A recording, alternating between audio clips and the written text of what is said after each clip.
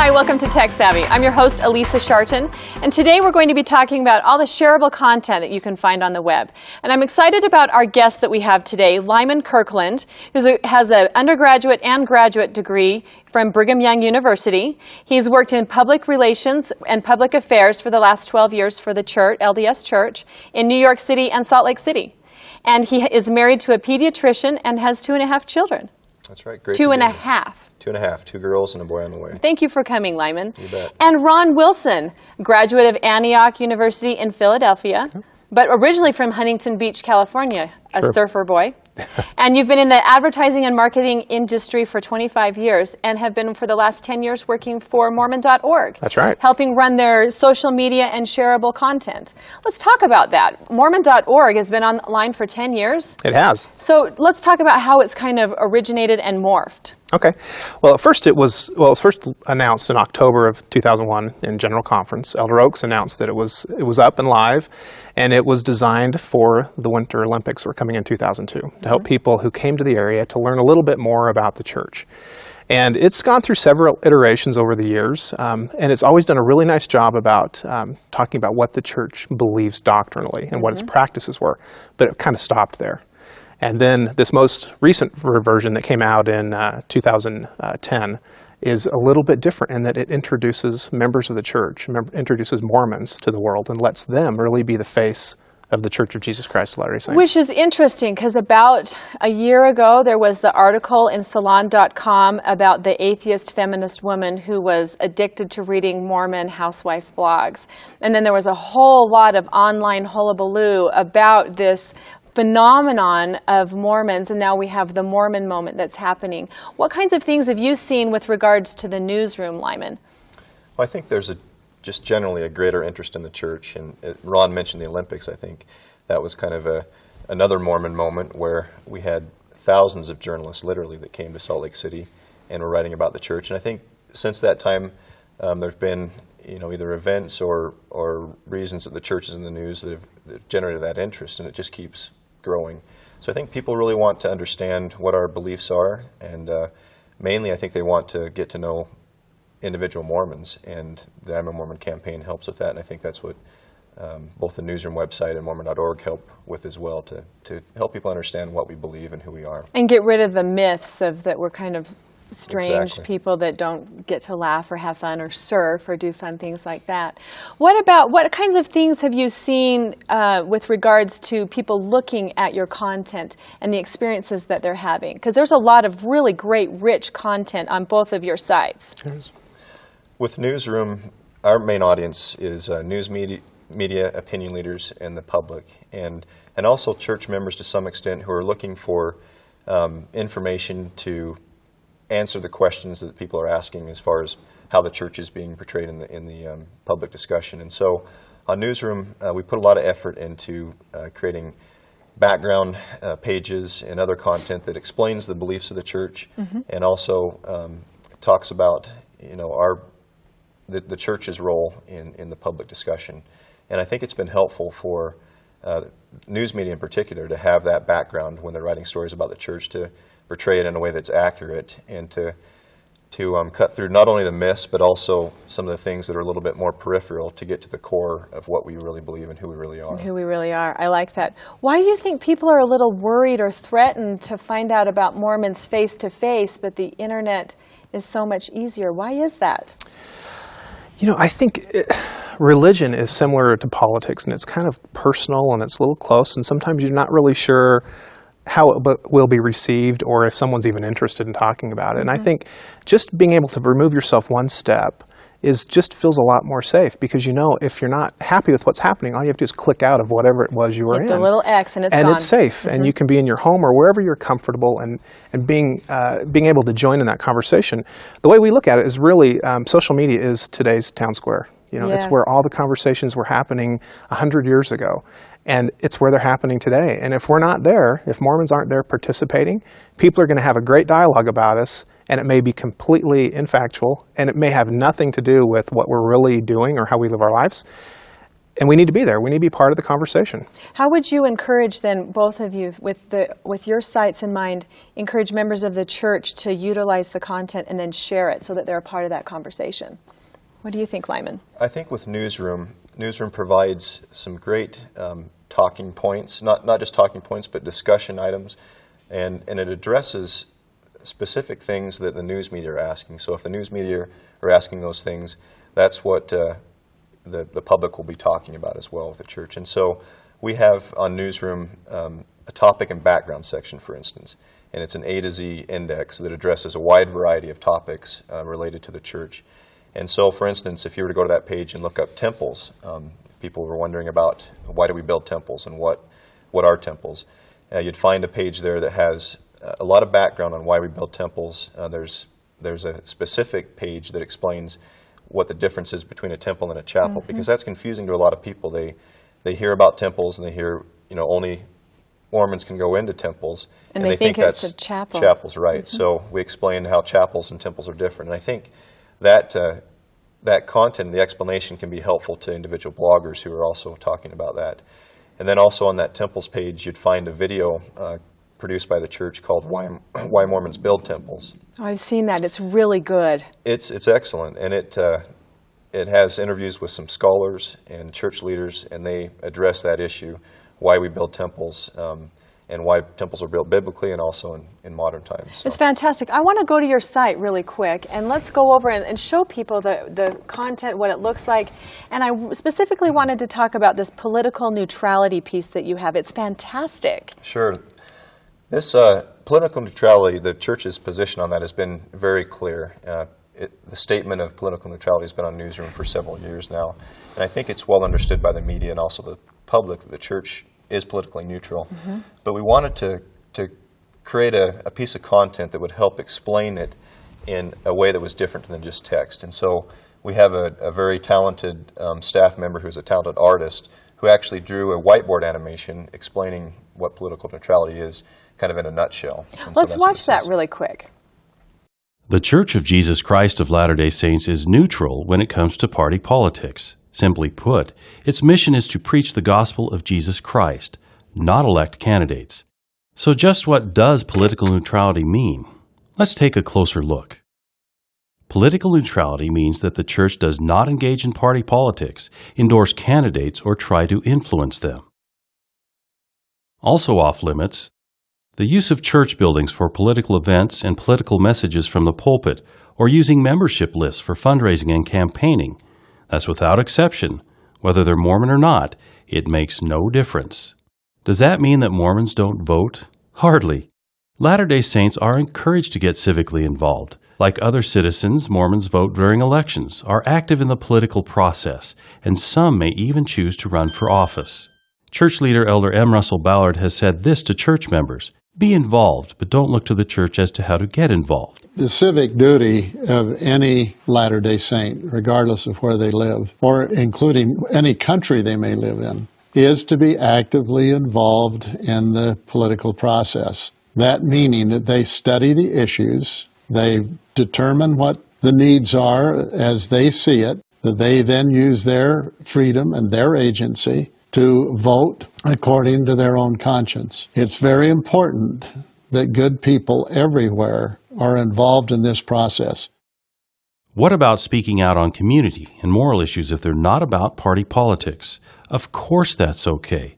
It's a long-held right of all religions to have a place in the public square. Like many of those faiths, the church may choose from time to join the discussion on moral issues that it believes could impact society. So in a nutshell, political neutrality means that the church does not back candidates, but Mormons as individuals are encouraged to fully participate in the election process, back the causes and candidates of their choice that inspires good government, and on Election Day, vote according to their conscience. If you'd like to learn more, go to mormonnewsroom.org. That was absolutely fantastic. Have you had a lot of great response on that? We have. It's been very well received, and people appreciate it because there's so much content on the internet now. And to produce something that's easily digested, so to speak, and easily understood, it's helpful to use multimedia and something that's very visual. So people respond well to this, and they've shared it extensively throughout social media sites. Well, and it would be a great thing for people to share on their Facebook pages, or a link through Twitter, or even on their blog to write about how they feel about politics or even just religion, which leads us nicely over to Mormon.org. You've produced a lot of fantastic I'm a Mormon video campaigns. I want to know why were the I'm a Mormon campaign and what kind of success you're having with that. Well, so the why, it really goes back to 2008 and 2009. We did a national survey and discovered that half of the U.S. adults didn't really know anything about Mormons or the Church of Jesus Christ of Latter-day Saints. And so we decided, well, we've got to do something that will introduce people to us. We need to come out and go say hello.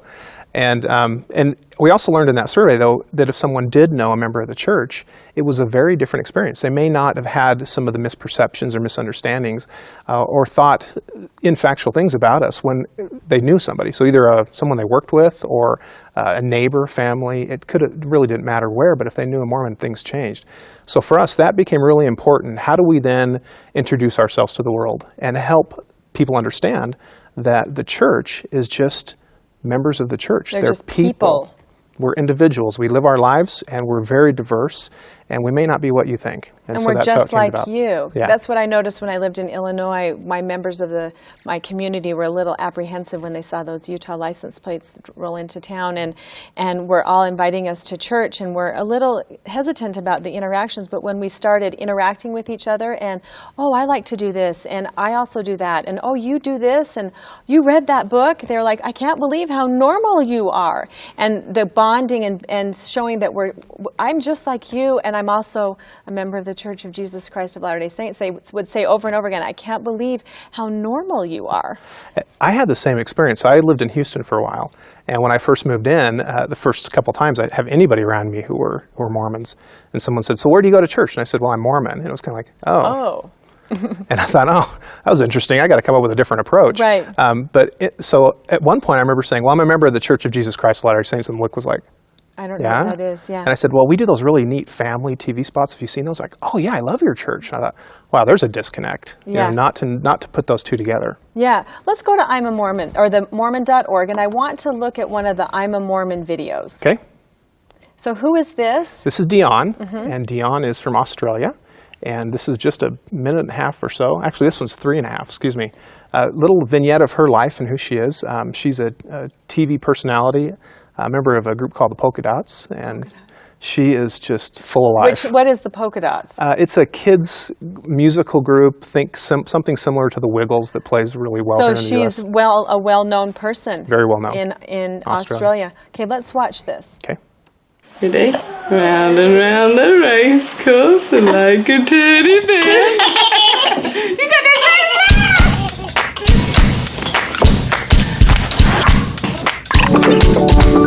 Everyone's life's crazy, but at least I'm doing it the way I like. Like I'm being a mum, which is what I always wanted to do. I'm a Crown prosecutor, and so I prosecute crime on behalf of the state. I'd be sitting here. The accused would normally be in the dock, in the jury who sit over the way there. Most people that know me well know that I'm an eyebrow guru. I haven't met an eyebrow I couldn't fix yet. Dion and I are quite different. Well, I was kind of a bit of a nutter. Kind of crazy, maybe. She said she was a bit of a nutter. She said past tense. She did say past tense. No, absolutely. Present tense, future tense. From here till the end of time and all eternity, I'm sure she'll be a nutter. And we've passed that on to 3 little nutters that we've got at home. Say polka dots! Polka dots! Say polka dots! Polka dots! The Polka Dots are a performing group that my wife is a part of. Polka dot Dion loves to sing. Performing is fun. I've had to really grow into that. But the writing the music, I just love doing that. Whether you walk, bike, run or skip, it's better than taking your car for the trip. And I usually write my words first, and then I kind of come up with a tune that goes with it. Changes we'll see. Well, that makes the la-da-das really high. We're all mums and we're all just really kind of passionate about our children and about making their first years super fun. I go pop, pop, pop, doobie-doobie-wop, play with the beat. She gets dressed up for work, she puts on her costume, and I do the same. You know, I put on my gown, and I've never had my jury sort of clapping and cheering and singing along, so maybe one day I'll reach that level. Pop, pop, pop, doobie-doobie-wop. You can't be angry or sad and be singing. You know, to me it's kind of shows me they're happy if they're sort of singing while they're doing things. Yeah! This one even puts her head back and goes, ah! If you're happy and you know it, clap your hands. Some people do think there's the stage Dion and then there's the other one, but it's sort of all her. She has her ups and downs, as we all do. Her ups and downs are like this, and my ups and downs are sort of like that. Okay, bike time. Should we ride our bike? Yeah! I just think people get kind of an unusual idea about us because the nickname Mormon sounds like a label rather than just who you are. Because I don't like to think that I am something. It's just part of me. I believe in Christ and I try to follow Christ. And if that kind of brings the label Mormon, then great. But I do what I do because I believe that that's the right thing. I'm a prosecutor for the Crown. I'm a passionate mother. I'm a polka dot groupie. I'm a polka dot. But most importantly, I'm husband to a beautiful wife. I love doing eyebrows. My name is Dion Shaw. My name is Joshua Shaw, and I'm a Mormon. And I'm a Mormon. All the things that she does, and then at the end it's, and I'm a Mormon. Mm-hmm. What kind of response have you seen from people that are viewing these videos? It's been anywhere from, really, I had no idea, to, well, of course, that's exactly what I thought a Mormon was. But it's been nice that it's been really started the conversations, which I think are the most important thing around all that we're doing with social media. Right. Is not only the ability to share factual pieces of information, but be able to actually start a conversation with somebody and be able to share your thoughts and get their feedback and be able to actually make a connection, because that's where everything starts. Well, how are you finding these people that, because you have a lot, how many videos do you have? We have over 100. Over 100 so far. videos. And how did you find the people that because there's even people I saw one from someone in Paris. Yeah, right. So how are you finding these people? Well, it really started, we just did an internet search and looked for interesting Mormons and found some. Interesting Mormons. And actually, I think that might have been what I actually typed into Google. That's funny. And the first dozen or so, actually, we found some people and thought, wow, these are really fascinating. Like a girl named Joy, who is a longboard surfing champion. I've seen that one. And I had never heard of her, but I thought, wow, that's a really interesting story. And so we found some people like that, and then they happened to know someone or somebody else, and it just kind of grew. And then it got to the point where we'd hit so many of the resources we knew that we needed more help. And so Public Affairs, Lyman's group, has been very, very helpful helping us find people across the world.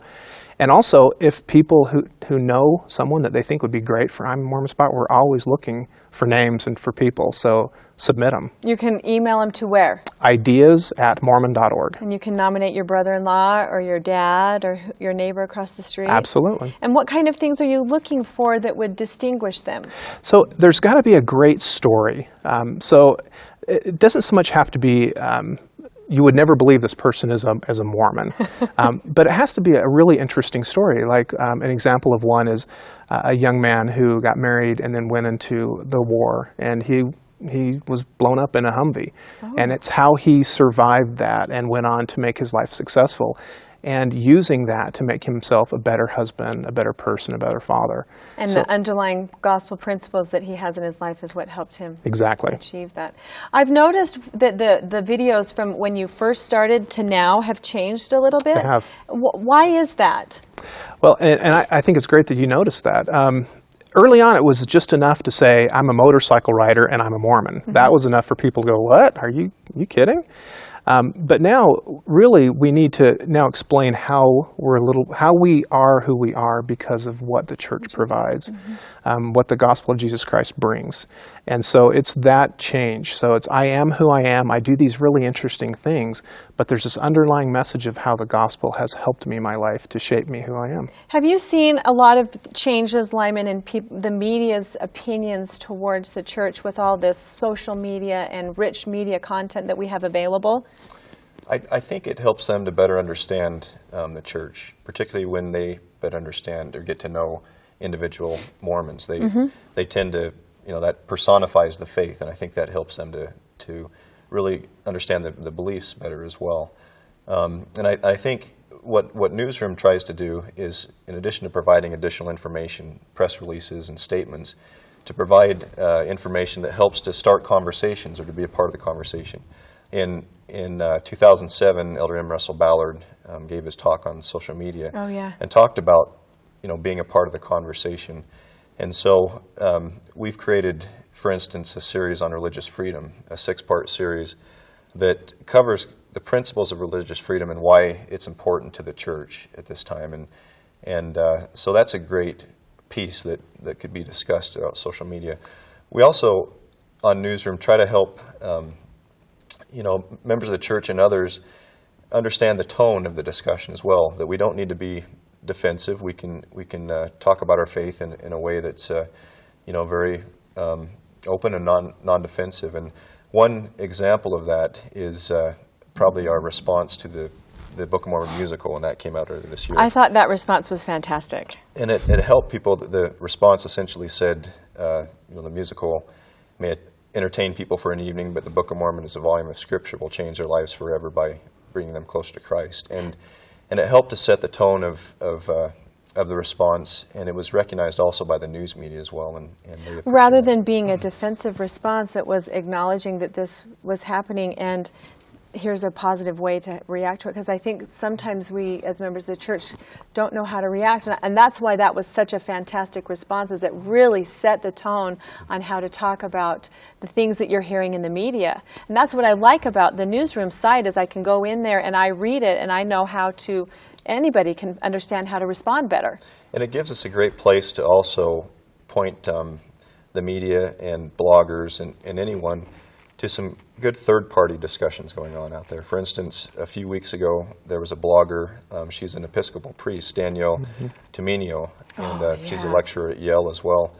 And she had a real desire to go to a temple open house, and so she went to the Kansas City, Missouri temple open house with a friend and had a wonderful experience there. And she writes in her blog post, which appeared in the Huffington Post, how after that experience she was moved by it and she better understood why Mormons built temples. And it kind of cut through some of the other media coverage that you might see on temples to really the core of why we actually build these buildings. That was one of the most fantastic pieces I've read in a long time on it. One of the things I really liked about that too is that I just saw a follow-up interview with her just recently, and it was really interesting. She said she's had a huge response to this that she didn't expect, and she said, and a lot of Mormons have contacted me and said thank you and talked to me, and she goes, and I've started communicating with some of them, and that's really, again, what it's about, is making those connections and starting those conversations. Because that's really where it all is that we've taken it, for me it seems as though the Mormon.org, the new one that's been launched, has moved it from being about an institution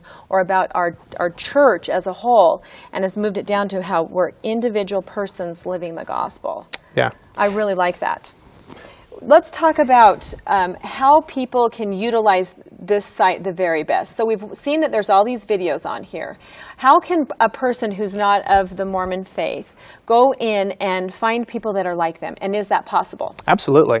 So we have a lot, well, right now we have 107,000 members of the church who've created their own profile. 107,000. So a profile is a page it's your page. It's your picture. Like, for example, here we see, hi, I'm Edward, and he seems to be a really happy guy. And this is kind of the people finder. So you can roll over just and look at these of people that you may find interesting. Or you can actually go up here and type in freeform search, like maybe you're a big motorcyclist, or you love to ride ATVs, or you're in advertising, or whatever it may be. You can even apply. So let's do one here. So let's go in and let's see if we can find a guy that's in between the ages of let's say 25 to 34. And let's try and find an African American who really digs music and sports. That's amazing. And then all of these people come up that are just like you. So you could basically put in anything up there in regards to your interests and your age and your ethnicity, and find somebody here that would be like you. Yeah, that you can relate to. And whether it's someone like you or not, but someone that you feel that you can relate to, or you just may be interested.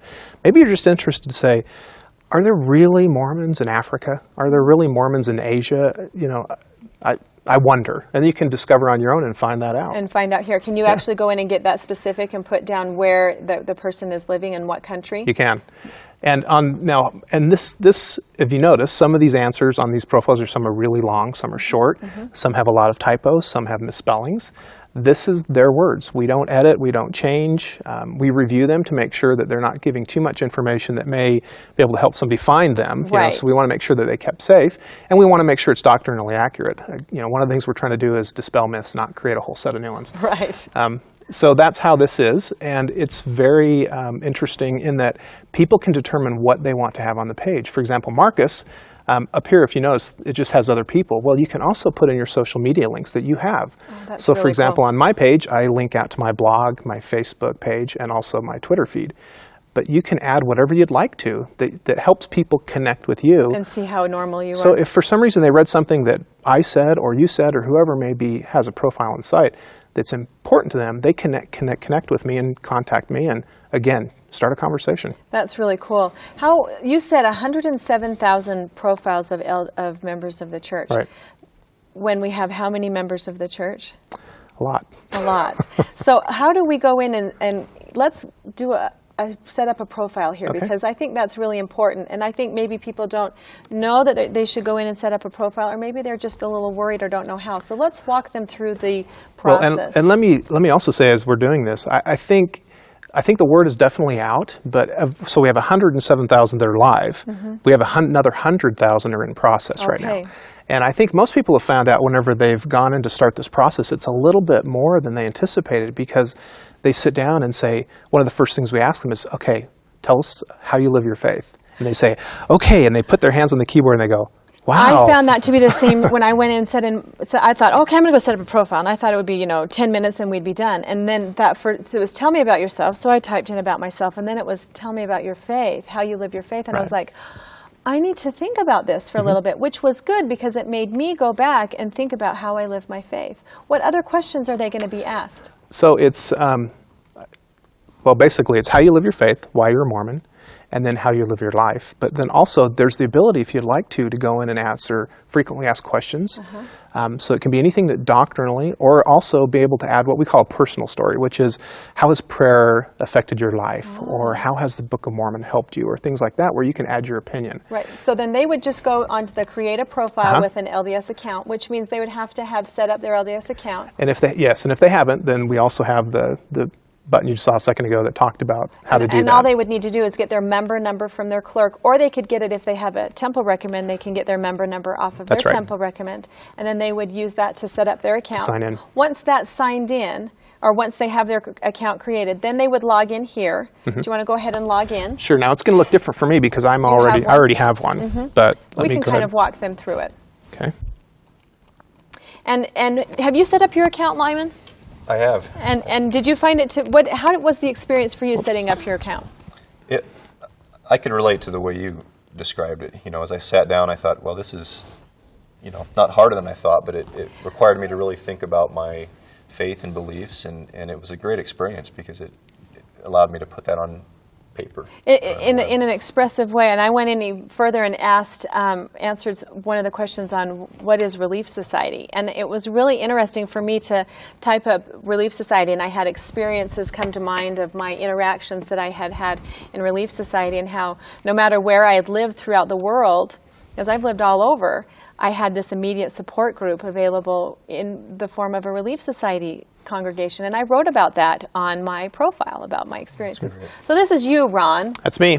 Okay, and so when they come, they won't look like this, but they'll go in and they can just basically, hi, I'm and there's Johnny little tips. Jones. So, for example, it'll pre-populate your name with your LDS account name, and you can go in and change that. So, if you don't want to use your full name, and it gives you little tips. You can just click on these, and it'll give you some information that will try to help you know how best to say it.